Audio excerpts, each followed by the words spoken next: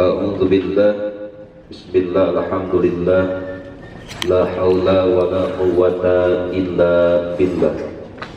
Wa ilallah wa 'alallah wa billah wa bi aunillah wa bi syafaati Rasulillah sallallahu alaihi wasallam. Asyhadu an la ilaha illallah wahdahu la syarika lah. Wa asyhadu anna sayyidana Muhammadan abduhu wa rasuluhu la nabiyya ba'dah. Amma ba'du fa ya ibadallah, usikum wa iyaya bitaqwallah la'allakum tuflihun, la'allakum turhamun, la'allakum sa'adu bid dunya wal akhirah. Yang sangat saya hormati dan saya muliakan guru kita semua, Kiai Haji Haris dari Bandung, bapak-bapak, ibu-ibu, tamunya Allah, Dayufullah, Dayufur Rahman, segala pujian dan sanjungan hanyalah milik Allah Subhanahu wa Ta'ala. Allah sebagai sang pencipta, sang penguasa yang telah memberikan anugerah dan kenikmatan kepada kita, sehingga alhamdulillah pada kesempatan sore ini kita semua bisa berjumpa, bisa bertatap mata. Harapan dan doa semoga segala cita-cita kita dikabulkan oleh Allah Subhanahu wa Ta'ala. Dan semoga segala amal ibadah kita, sholat kita, sedekah kita, thalabul ilmi kita, umrah kita, dan ibadah yang lainnya yang telah, yang sedang, dan yang akan kita laksanakan senantiasa ada di dalam penerimaan Allah Subhanahu wa Ta'ala. Amin, amin ya Allah ya Rabbal Alamin. Tidak lupa selawat dan salam penuh bahagia semoga tercurah dan terlimpah kepada pemimpin termulia, hakim yang arif dan bijaksana, ialah baginda habibana wa nabiyana Muhammad sallallahu alaihi wasallam. Sebagaimana lah kita ketahui bersama, bergantinya hari, berlalunya minggu, berjalannya bulan, sehingga mau atau tidak kita ini ada di waktu-waktu atau jam-jam atau detik-detik kepulangan. Yang harus kita pahami bahwa memang ketika bicara waktu terus berputar Bapak Ibu. Jadi ada saatnya datang, ada saatnya kita pulang, ada saatnya pergi, ada saatnya kita kembali. Dan sebetulnya kalau seorang musafir bicara masalah pulang, biasanya memang senang. Ingat, seorang musafir itu harus tahu dari mana dia datang, sedang apa kita sekarang, dan kemana kita akan pulang. Ya. Dimanapun musafir, siapapun, ketika bicara pulang harusnya senang. Dan kadang-kadang bicara masalah pulang ini banyak sekali hal-hal yang kadang-kadang di luar pertimbangan rasionalitas. Apalagi kalau bicara pulang mudik lebaran, itu luar biasa. Ibu-ibu udah siap pulang? Siap pulang? Siap? Masih betah? Masih betah di Madinah, di kota Nabi? Yakin? Cius? Tapi tadi ada yang tertinggal satu orang, kayaknya sedih banget, menangis-nangis. Kalau betah kan seharusnya nggak masalah ketinggalan juga ya. Betah apa enggak ini? Mau ditinggal? Semuanya kita pengen pulang. Ya. Tapi memang kalau ngomongin pulang, karena memang program kami ini adalah satu, Kaisar, kajian selepas asar, yang kedua informasi teknis kepulangan. Sedikit saja saya sampaikan, saya ingin bicara tentang pulang. Siapapun kalau ngomong pulang harus senang. Beberapa waktu kita tinggalkan anak, kita tinggalkan cucu, kita tinggalkan orang-orang tercinta, maka di saat kepulangan itulah biasanya seorang musafir begitu bahagia, begitu senang karena akan kembali berjumpa dengan orang-orang yang ia sayang. Tetapi memang ada satu pulang yang mana pulang ini kurang disukai, bahkan cenderung ditakuti. Apa itu? Yaitu pulang hakiki, mudik yang hakiki. yaitu mudiknya seorang manusia lewat pintu yang disebut dengan mati. Inna lillahi wa inna ilaihi rajiun. Kita semua pasti akan mati, kul nafsin dha'iqatul maut. Tapi yang jadi masalah, wa ma tadri nafsu bi ardin tamut, tidak ada yang tahu kapan dan di mana kita akan meninggal dunia. Apalagi Bapak Ibu, sebagai introspeksi saja, bahwa kalau kita lihat sebetulnya rata-rata usia hari ini itu jarang yang nyampe 100 tahun. Betul nggak? Rata-rata 60, 70, 80. Kalaupun ada yang lewat biasanya pikun. Kalau ada usia di atas 80 tahun tapi nggak pikun, itu untuk saat ini bisa dikatakan min ghairil adat, di luar adat kebiasaan manusia. Memang ada satu dua orang-orang yang demikian.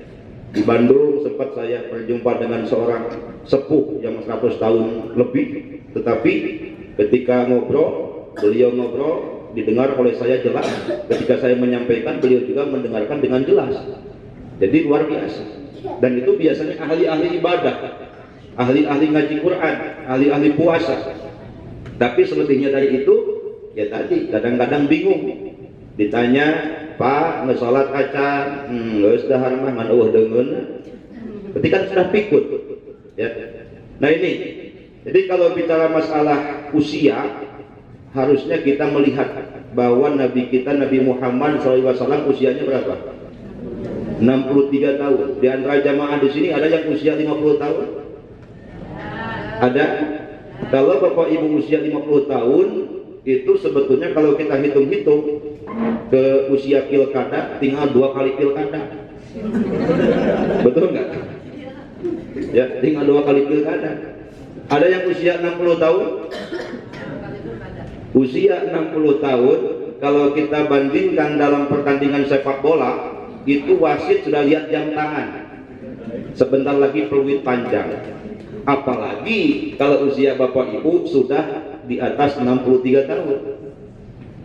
Ada? Itu bonus Bapak Ibu. Kalau dalam pertandingan sepak bola itu sudah perpanjangan waktu. Sebentar lagi tendangan penalti. Nah pertanyaannya, kenapa kita cenderung tidak mau pulang? Ada beberapa alasan, 3 poin saja. Satu, kenapa kita nggak mau pulang? Alasan pertama, karena terlalu betah. Sudah diumumin pulang misalkan nanti malam, saking betah ngan tawaf sunnah weh hayo bikin daun, orang lain maka bandara. Ya misal itu saya contoh ya, contoh nggak tahu itu mah peristilahan. Kita kadang-kadang mau kemana, mau tawaf, pada belanja. Ya.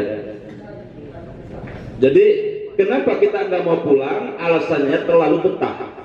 Maka begitupun ketika bicara manusia, kenapa enggan mati, kenapa enggak mau mati? Itu akibat terlalu betah, terlalu cinta dunia. Dan itu yang disampaikan oleh Rasulullah, suatu saat nanti umatku ini tidak punya kekuatan. Sahabat bertanya, kenapa? Karena apakah waktu itu sedikit? Tidak, justru banyak, mayoritas, tapi kalah oleh minoritas. Akibat apa? Akibat punya penyakit wahan. Apa itu wahan? Hubud dunia, karahiyatul maut, cinta dunia, lupa mati atau takut mati. Makanya luar biasa, saya dapat ilmu dari Bandung, dari Kisunda, namanya Kisunda, memperkenalkan diri sama saya tentang sebuah lagu orang tua zaman dulu yang istilahnya terang-terang kolentrang, silonok pae nunutan, ikusruk kanan, durukan, mesak gobang, kabuyuta, terang-terang kolentrang, dunia semakin ramai, teknologi semakin canggih, teknologi informasi, teknologi komunikasi semakin ramai dunia ini. Silonok pae nunutan, jadi umat Islam banyak yang nunutan. Orang tua kalah sama anak, suami kalah sama istri, mengalah sih nggak masalah, tapi dalam prinsip tentunya tetap arijalu qawwamuna 'alan nisa. Kemudian ya tadi itu kita dibodohi, kita dibohongi, sehingga kebijakan-kebijakan tidak mendukung, tidak pro terhadap Islam, malah kita pilih caleg dewan yang mendukung narkoba atau malah mengkonsumsi narkoba. Ini nauzubillah, summa naudzubillahi min dzalik. Jadi silono pae rundutan, narundutan, tidak peduli terhadap eksistensi Islam, kemajuan Islam, padahal Nabi memperjuangkan luar biasa. sampai ke kita, sholat sampai ke kita, puasa sampai ke kita, kewajiban umrah sampai ke kita. Kenapa? Sebab perjuangan Rasulullah Shallallahu Alaihi Wasallam. Setelah sampai malah kita biarkan. Setelah sampai ke Indonesia, sampai ke Sukabumi, sampai ke Bandung, malah kita abaikan. Nah ini, jadi silaturahmi paenur duta tikus ru karena dulu kan itu kan panas, duit hubu dunia karohiatul maut. Makanya mesat gobang kabuyutan. Gobang itu senjata, banyak buyut nenek moyang, senjata warisan nenek moyang dari zaman Nabi Adam sampai sekarang. Bukan harta yang banyak, apalagi harta banyak lebih boleh. Bukan penampilan dijadikan kesombongan. Dari ayeuna imut-imut sampai mengambil-ambil. Ya, ayeuna dana mantap rambut goblok, emang untuk cawe kok, paling ngajian jadi belajar mau goblok. Jadi luar biasa ya. Ingat waktu. Jadi terlalu cinta mesat gobang kabuyutan. Senjata warisan nenek moyang adalah akidah, keyakinan, keimanan kepada Allah Subhanahu. Saya sering sampaikan, silakan jangan berganti, keimanan jangan mati, silakan jangan berubah, keimanan jangan goyah, jangan lemah, justru kualitasnya harus semakin bertambah. La ilaha illallah Muhammadur Rasul. Itu satu. Ingat, ngomongin dunia meninggalkan kita atau kita yang meninggal dunia.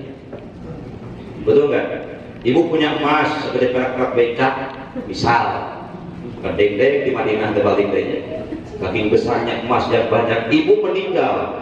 Kira-kira emas dibawa enggak? Emas dibawa enggak? Paling emas dijual sama siapa? Sama suaminya. Dipakai tahlil, dipakai sedekah, dipakai wakaf masjid, apa dijual lagi? Atau dipakai baruan? Pakai kawin. Ridho apa kira-kira Bapak Ibu? Hah? Jangan-jangan bapak-bapak yang ke ibu-ibuan ya? Dia ngomongin dunia meninggalkan kita atau kita meninggal dunia. Ibu punya emas, ya bisa emas ninggalin ibu atau ibu ninggalin emas. Ibu meninggal, dibawa nggak emasnya? Enggak, paling dijual sama suaminya, dipakai. Kawin. Nggak kawin. Tidak ada bu, kami dipakai kawin. Itu saya kan kawin. Nah itu saya tadi dok ini yang paling khawatir atas malam itu dari dok kan? Wah dising-singan dari juga. Nah itu satu ya, lihat dunia meninggalkan kita atau kita meninggal. Kita punya kolam, isuk di Opanan, siang di Opanan, sore di Parapan, ke Sunda Tema. Tiba-tiba datang banjir, laut paralin, hiji-hiji, pamitan dari ibu. Pamitan ke sama ibu? Enggak ya, dunia meninggalkan kita atau kita yang meninggal. Rambut hitam jadi putih, asalnya gigi rapi malah satu-satu menghilang. Dunia meninggalkan kita atau kita meninggal dunia. Satu. Kenapa kita nggak mau pulang? Akibat terlalu betah, terlalu cinta dunia. Satu. Yang kedua, kenapa kita nggak mau pulang? Karena biasanya belum cukup bekal. Bayangin, kita jangan ngomongin ini dulu. Kita atau seorang suami kerja di Jakarta, waktunya pulang dia nggak punya uang. Kira-kira dia semangat nggak mau pulang? Pasti enggak, apalagi suaminya istrinya misalkan perhitungan. Ya, ada uang abang disayang, ada uang abang ditendang. Soalnya yakin dia pulang, mau dicarikan ke rumah majikannya. Akhirnya enggak pulang kan? Halo bu, halo. Ya mudah-mudahan insya Allah kalau ibu-ibu ahli jamaah di sini yang ibadah umroh semuanya soleh amin. Jadi di Pasihan 1 juta alhamdulillah, di Pasihan 10 juta alhamdulillah, di Pasihan 1.000 oke. Alhamdulillah kita begitu di Madinah. Alhamdulillah. Ya yakin, apalagi kalau misalkan hasil gaji dicopet atau kecopetan mau pulang pasti bingung. Gini lah, kita yang umroh hari ini, ternyata kurma hidup aja. Ternyata tidak bawa jam-jam, tidak bawa tasbih kauka, bingung nggak mau pulang. Enggak ya? Yakin? Cius. Kalau anaknya nanyain, bapak nggak mau oleh tega. Oh, sudah bumi belinya. Nah, tapi tetap kan berarti itu oleh-oleh. Sebab yang kita omongin pulang itu ke rumah. Kalau beli lagi di jalan berarti ya nyambil oleh-oleh juga. Jadi tetap diakui ataupun tidak, kenapa orang malas pulang? Di antaranya tidak punya bekal. Bapak bisa enak mau pulang, kenapa? Tiket sudah ada, visa sudah siap, pesawat lagi booking. Coba kalau bapak mau pulang, ongkosnya juga belum ada.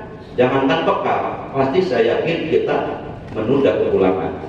Jadi kenapa kita nggak mau pulang? Di antaranya adalah belum cukup bekal. Yang ketiga, kenapa kita nggak mau pulang?